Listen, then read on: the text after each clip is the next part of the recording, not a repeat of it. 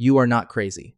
That has to be said first, before anything else. Because if you have ever dealt with a narcissistic person, there is a good chance they spent a long time making you believe the opposite.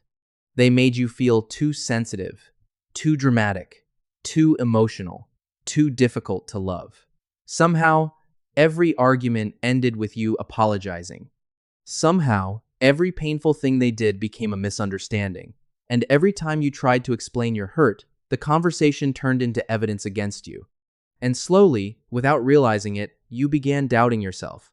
You started replaying conversations in your head, you questioned your memory, you wondered if maybe you really were the problem. That is the invisible war narcissists create. They do not always destroy your life loudly. Sometimes they do something worse. They slowly damage your trust in yourself. But here is the truth.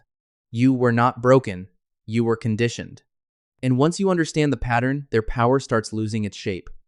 Narcissistic control does not usually arrive all at once. It enters slowly, first through charm, then through confusion, then through guilt, then through emotional dependence. By the time you realize what happened, you are already explaining yourself to someone who never intended to understand you. So the goal is not revenge. The goal is to become clear again. There are 5 calm tactics narcissists secretly fear, not because they look dramatic, but because they quietly remove the fuel narcissistic control depends on. There is also something important to understand here. These tactics are not designed to diagnose anyone or turn your life into a battlefield. They are designed for moments when a pattern is already clear, when you keep leaving the same conversations smaller, more confused, more guilty, and less connected to yourself. The point is not to label every difficult person as a narcissist. The point is to recognize when a relationship consistently trains you to abandon your own reality. When that pattern exists, calm becomes protection, clarity becomes protection, distance becomes protection, and every small choice to trust yourself again becomes a quiet act of freedom. And that is what makes them powerful. You are not trying to control them. You are learning to stop letting their confusion control you. That difference matters, because healing begins when your energy returns to your own life. Slowly, you begin remembering that your peace was never supposed to be negotiable. They do not require you to become cruel. They do not ask you to scream louder. They ask you to stop disappearing from yourself. The first tactic is becoming emotionally unavailable to the game. Think of a gray rock on the side of the road. Nothing about it invites attention. Nobody argues with it. Nobody performs for it. Nobody keeps returning to it looking for drama. It simply exists, plain, neutral, and unavailable. That is the energy a narcissist hates. Most people make one dangerous mistake when dealing with narcissists. They believe the goal is to win the argument, so they explain more. They provide proof. They bring up old examples. They try harder to make the narcissist finally see the truth. But the narcissist is not usually looking for truth. They are looking for your reaction. They want to see your face change. They want your voice to shake. They want you defending, pleading, over-explaining, crying, raising your tone, proving how much power they still have over your nervous system. The subject of the argument almost does not matter. Your emotional activation is the reward. So when you stop feeding that cycle, something changes. You answer calmly. You keep your voice flat. You refuse to become entertaining. You do not punish them. You do not attack them. You simply become impossible to emotionally harvest. I'm okay. That's noted. I don't have anything else to add. To a healthy person, those answers may feel ordinary. To a narcissist, they feel like a locked door. Because the game only works when you keep playing. Gray rock is not weakness. It is not surrender. It is you removing the stage, the audience, and the emotional meal from a person who was never really discussing the issue anyway. The second tactic is slowing the manipulation down. Narcissistic conversations often move fast. Their story changes quickly. Their accusations jump from one point to another. Before you can respond to one thing, they introduce another. Suddenly, you are defending yourself against 3 different versions of the same event, and somehow, by the end, you are apologizing for being hurt. That speed is not accidental. Confusion protects manipulation. So instead of fighting harder, slow everything down. Use one calm question. Can you explain that more clearly? That sentence seems simple, but it changes the pressure in the room. You are not accusing them, you are not screaming, you are not calling them a liar. You are simply asking their story to become clear enough to stand on its own. And that is exactly what manipulation struggles to do. A distorted story often survives only when it moves quickly. Slow it down, and the contradictions begin appearing. Ask them to repeat the timeline. Ask what they mean. Ask how one part connects to another. Keep your tone curious. Keep your face neutral. Do not add emotional fuel. If they are telling the truth, clarity will help both of you. If they are manipulating, clarity will make the structure weaken. Either way, you get something valuable. You stop drowning in their pace.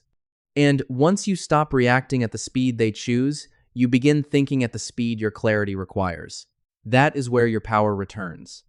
Not in proving them wrong immediately, but in refusing to let panic decide your response. The third tactic is protecting your own reality. Gaslighting is one of the cruelest forms of emotional control because it does not only attack what happened, it attacks your confidence in your ability to know what happened. They say, you remembered it wrong, you heard it wrong, you misunderstood, you exaggerated, you always twist things, you are too emotional, you make problems out of nothing. And after hearing that long enough, even a clear person begins to wonder, maybe I did overreact. Maybe I am remembering it wrong. Maybe I am the problem. That is why private records matter. Not as revenge, not as a weapon, not as something you need to wave in their face during the next argument. The record is for you. Write things down, keep notes, save dates, record what was said, how it happened, and how you felt afterward. Do it calmly, factually, consistently. At first, it may feel strange, but over time, something powerful happens. Your clarity begins coming back. You see patterns you could not see when everything was only stored in your exhausted mind. A written record protects your reality from being rewritten. It reminds you that your experience existed before someone tried to edit it. And once you start trusting your own perception again, gaslighting has fewer places to land. You no longer need to argue with every denial. You have already returned to yourself. That private certainty becomes a shield, and sometimes that shield is enough. The fourth tactic is rebuilding a life they cannot control. Narcissists often dislike your independent connections because connection gives you perspective. Friends remind you who you were before the confusion. Family can notice changes you have normalized. Hobbies reconnect you with joy that has nothing to do with them. That is dangerous to control. So isolation rarely begins dramatically. It starts with small comments. Your friend doesn't really care about you. Your family never understands you. Those people are a bad influence. At first, each comment seems small, but over time, your world becomes narrower. You stop answering messages, you skip gatherings, you give up routines. You stop doing things that once made you feel alive. And the smaller your world becomes, the larger they become inside it.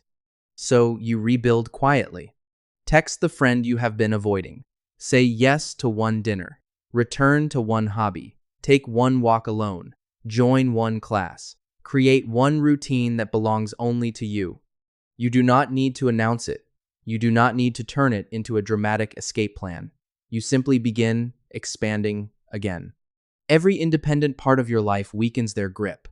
Every person who knows the real you becomes a witness. Every joy they cannot control becomes a door. You do not always fight your way out. Sometimes you grow bigger than the cage, and when your life becomes wider, their voice becomes smaller. Not because you forced it to shrink, but because it no longer owns the whole room. The fifth tactic is the deepest one. Stop needing them to understand. This is where many people remain trapped the longest. Not because they are weak, but because they are still hoping for something human. They want the narcissist to finally see the pain, to understand the damage, to apologize sincerely, to admit what happened, to offer closure. So they return again and again with better words. They write messages, delete them, rewrite them, rehearse conversations, explain the same wound from another angle, search for the sentence that will finally make everything click. But that hope becomes a chain, because many narcissistic people are not confused in the way you want to believe. They often understand enough to know what hurts you. They understand enough to repeat the behavior. They understand enough to deny, redirect, minimize, and perform innocence when needed. Their refusal to understand keeps you emotionally orbiting them. Every time you return for validation, you tell them they still hold something you need. So the shift happens when you stop standing at a door that was never going to open. You stop explaining your pain to someone invested in misunderstanding it. You stop waiting for closure from the person who created the wound. You stop making your healing dependent on their honesty. That is when the control begins collapsing. Not because you won the argument, because you no longer need one. This is not bitterness. It is freedom. It is the moment you finally take your need back and place it in your own hands. Healing from narcissistic control is not instant.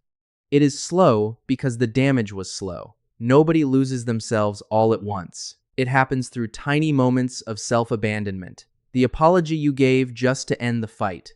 The truth you swallowed to avoid another explosion. The friend you stopped calling because it was easier than explaining. The memory you doubted because they sounded so certain. So, you recover the same way. Small moment by small moment. You become the gray rock when they want emotional drama. You slow the conversation when they try to rush confusion. You protect your reality when gaslighting begins. You rebuild a life they cannot shrink. And eventually, you stop needing them to validate what you already know is true. This is not about hating them forever. Hatred still keeps your emotional world attached to them. This is about returning to yourself. The version of you before the manipulation still exists. Maybe quieter, maybe more careful, maybe tired, but still there. Under the confusion, under the guilt, under the fear of being too much, there is still someone who knows what peace feels like. Go back to that person slowly. Protect them. Listen to them. Choose them again. Because the real victory is not making a narcissist suffer. It is becoming emotionally free enough that their approval, confusion, silence, anger, and performance no longer decide who you are. You do not escape by destroying them. You escape by no longer abandoning yourself just to keep someone else comfortable.